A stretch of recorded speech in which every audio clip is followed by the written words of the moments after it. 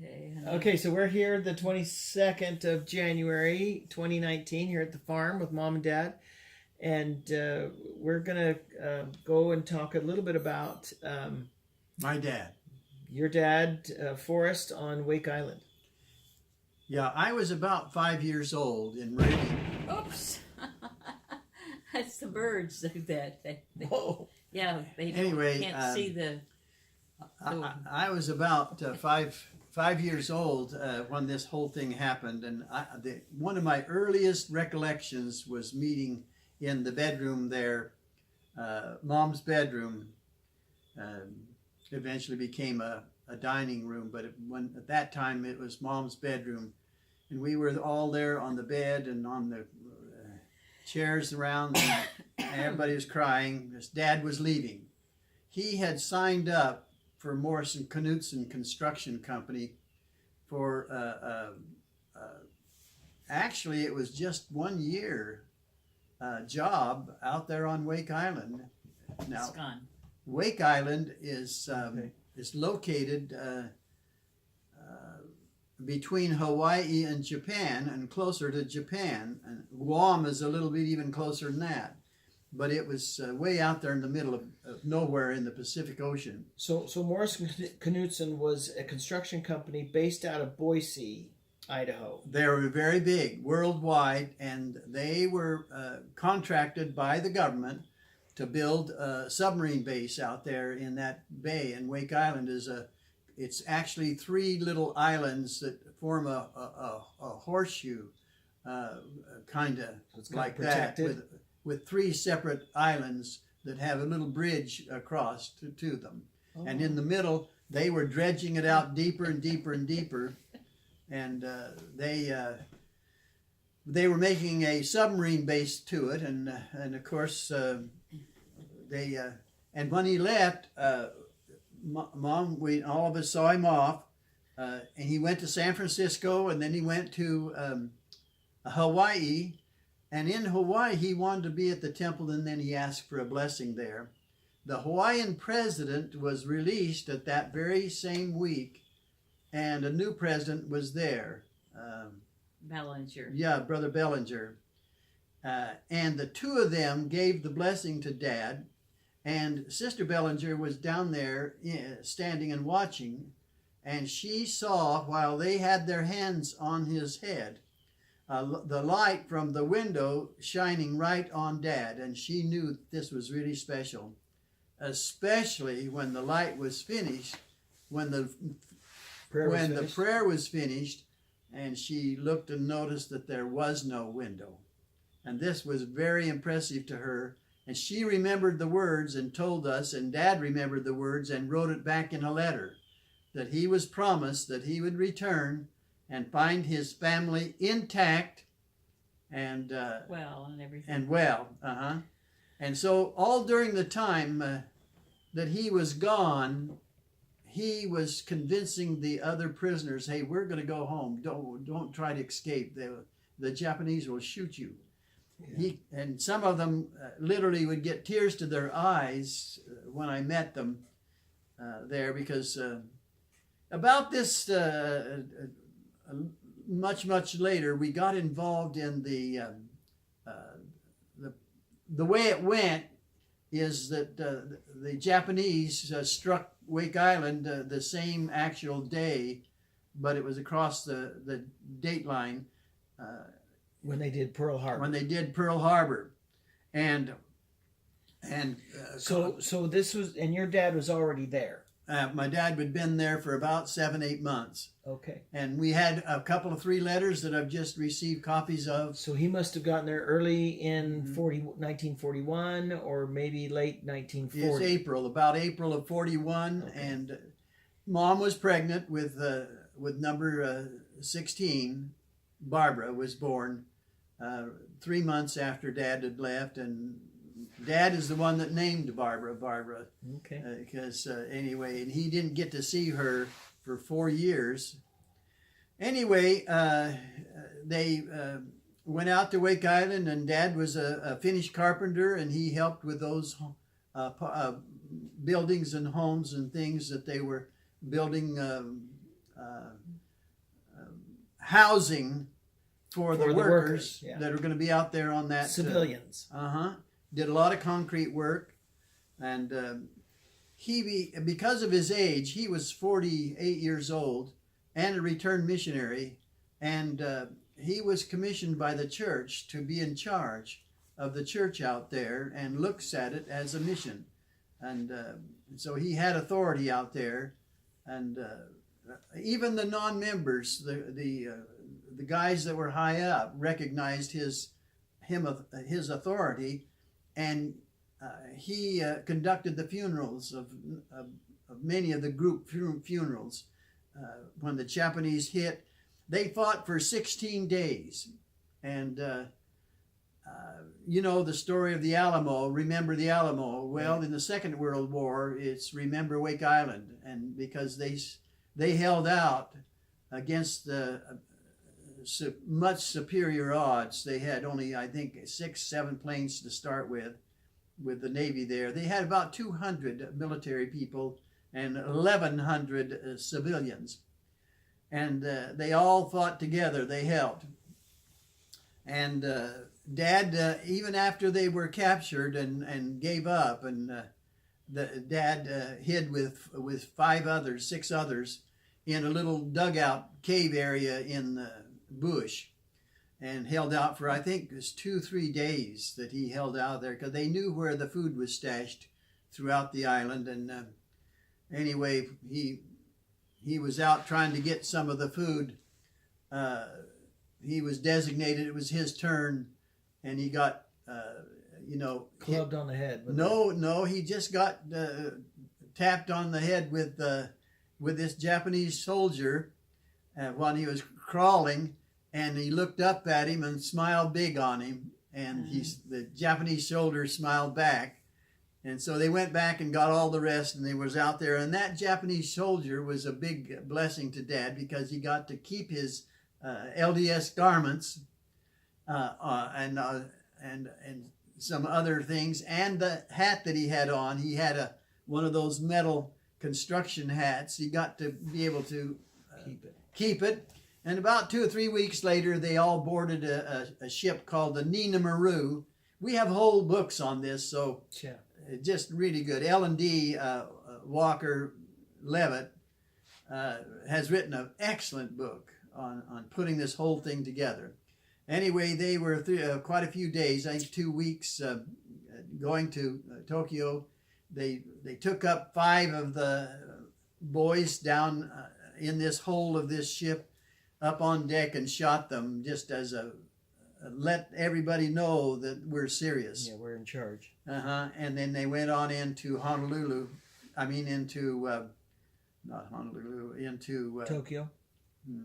Shanghai. China had a big. They had a lot of the prisoners there in Shanghai, China, and they were in prison, in the Japanese prison camp for the entire war, which was 3.5-4 years before they were let go. And so we became involved as children in the program that they had for these ex-prisoners, and they had meetings of the Wake Island ex-prisoners along with Guam and Cavite and some of the other islanders, and we were holding meetings, and they had a memorial out on the island for the military who were killed out there, and honoring them. And the Japanese had come in there, and they had a memorial, but there was not a memorial for the civilians. And so my brother Ron, by this time, had become a U.S. congressman. He was the 4th person in the history of the United States to win a national election like that, when his name was not even on the ballot. He was a write-in.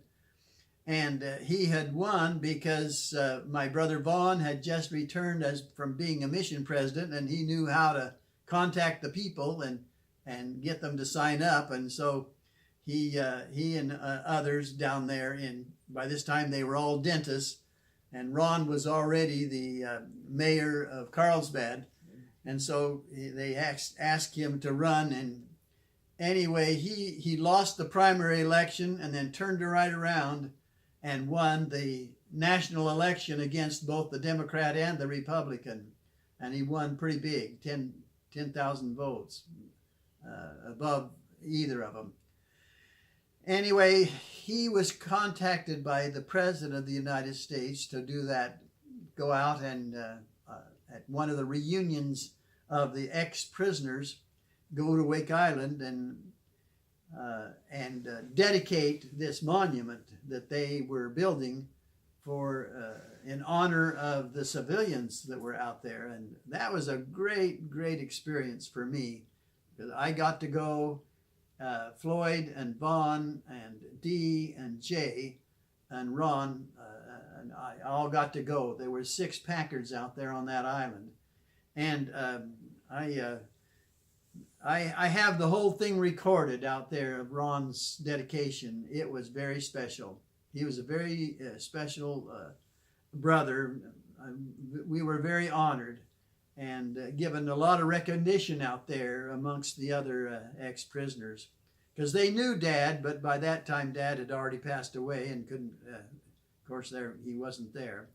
But I walked along the beach and picked up some of the floats that came on the beach, and that would break loose from the Japanese fishing boats, and some of them, like this one right here, still had the net on, and has water in the bottom. If you look very carefully, it has water in the bottom of it. And I saw one where it was half full of water, and so I had to ask, how could that possibly be?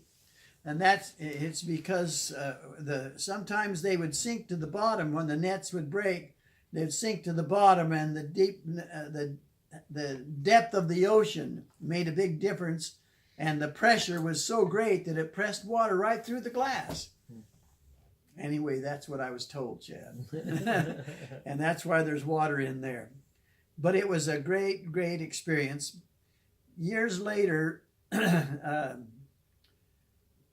Todd and I had a chance to go to China, and so we found the prison site. It was an absolute miracle that we found that prison site, because it had been 40 years time, and we found, and when we walked on the ground there, I wasn't allowed to take a camera past the gate, because it was a military facility, mainly recreational for the military, for the Chinese, and it was very communist then. But the head guy of the whole camp is the one that came out, and bless his heart, he became emotional, because he remembered how kind the American people were to the Chinese when the Japanese had been so rough with them and everything. And so he was very, very special for Todd and I to walk out, and we couldn't understand what he was talking about, but we could sure feel the feelings that we got as he showed us this, and this. I have pictures of the gate. I wasn't supposed to take them, but I did anyway. In fact, I even had to move the taxi. He couldn't, the taxi driver couldn't talk English. And he and a group of military were marching and coming toward the gate. And I said, we got to do something with this car, And I told Todd, so I backed up and moved it so they could get by the taxi in China. I had already interviewed a lot of the ex-prisoners that were living there in Boise and Nampa before we left. And we knew, both Todd and I knew where we were going and what we were after. They were able to describe to you. Yeah. There was a hotel there called the Shanghai Hotel that was there. And they described it to me, that it was right on the beach and everything, that they had to march right past it. They made him walk all the way to the camp, which was about 15-mile walk when they got him off board ship. And we went around different places that this cab driver was showing me, and then I saw that big hotel in the distance. Shanghai Hotel, and he recognized it. He doesn't speak English, so but he says, and I drove up to it, and I said, stop, stop. I jump out, and I had already learned from previous experiences in China that every young lady usually it was a young lady, or a young man, who are at the desk, the reception desk there in the hotels, could speak English. They all could. They were all. That's why they were hired there. Yeah. And so I rushed up to her, and I was just getting ready to explain to her because I'd been doing this to other places, that we wanted to find this old prison camp. And I just was opening my mouth, and this elderly man walked behind her and heading into his office. And instead of explaining to her, because we were short on time, because the rest of the tour was back at our hotel, ready to go to the, what's the capital of China? Beijing. Mm-hmm. And we didn't want to miss that. We had to be there by 11 o'clock because the plane was going to leave. Anyway, instead of explaining to her, I just quickly said, I need to talk to that man. That's what came out of my mouth. I need to talk to that man. So she runs over and gets him, and comes out, and bless his heart, again, he was that age. He could speak English. Mm. And he says, I was 9 years old when the prisoners got off that ship. And he says they were really in bad shape, bedraggled, and you could tell that they hadn't been fed properly. And they were, you're talking 1,300 getting off board that ship, and they marched them out. And he told the cab driver, by that time the cab driver had come in, he told him exactly where to go. And it saved us a ton of driving around, and we drove right to that, where the prison, and immediately I recognized the wall and the gate, because they were still there after 40 years. They were still there, that the ex-prisoners had explained to me. And so it was a great experience. And then to have us go out there with Ron and my brothers on Wake Island is a very big highlight. And with Dad in the prison camp during that, it changed our whole family. It made things different than it would have been because of that experience with Dad. And when he came back, he did get some money from the government and from the company, and was able to pay off the farm. And in the meantime, my mom had to go to work because there was no money. 12 children at home at the time. I remember making bread. They would make bread, and I remember making the lunches. That was my job, is to butter the bread. That's all I had to do because there was so much of it. You spread it all over the place. Don't get the bread board. Well, we'll talk about that on another one. Let's go ahead.